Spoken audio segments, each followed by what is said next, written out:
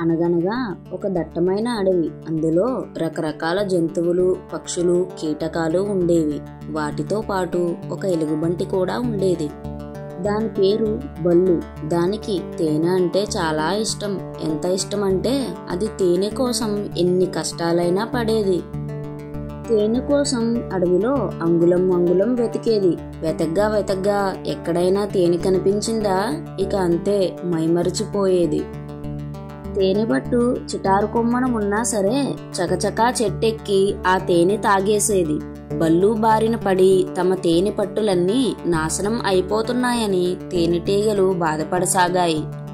పట్టులకు కాపలా కాయాలని నిర్ణయించుకున్నాయి. ఈ విషయం పాపం బల్లుకు తెలియదు. ఒక చెట్టు మీద పెద్ద తేనె పట్టును చూసింది.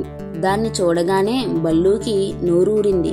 మెల్లగా చెట్టు ఎక్కి తేనె పట్టు దగ్గరకు వెళ్ళింది. అక్కడ కాపలా ఉన్న ఒక తేనెటీగ బల్లుని కసిగా కుట్టింది. తేనె పట్టును గట్టిగా చేత్తో కొట్టింది. తేనెటీగలన్నీ ఒక్కసారిగా బయటకు వచ్చి బల్లుని ఒళ్ళంతా కుట్టాయి. ఆ నొప్పుకి ఓర్చుకోలేక బల్లు చెట్టుపై నుంచి కింద పడింది. కానీ తేనెటీగలు దాన్ని వదల్లేదు, కుడుతూనే ఉన్నాయి. వాటి నుంచి తప్పించుకునేందుకు బల్లు వేగంగా పరిగెత్తింది. కానీ ఆ తేనెటీగలు వెంటాడుతూ వచ్చాయి. పరుగెడుతూ ఉన్న బల్లుకు ఒక సరస్సు కనిపించింది. హమ్మయ్య, ఇందులో దూకి ఈ తేనెటీగల నుంచి తప్పించుకుంటా, నీళ్లలోకి తేనెటీగలు రావు అనుకుంటూ వేగంగా పరిగెత్తి దబుక్కున ఆ సరస్సులోకి దూకింది.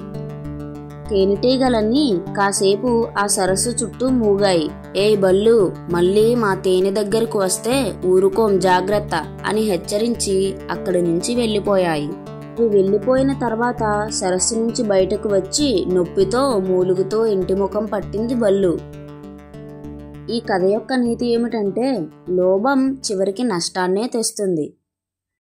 ఇలాంటి మరెన్నో కథల కోసం లైక్, షేర్ అండ్ సబ్స్క్రైబ్.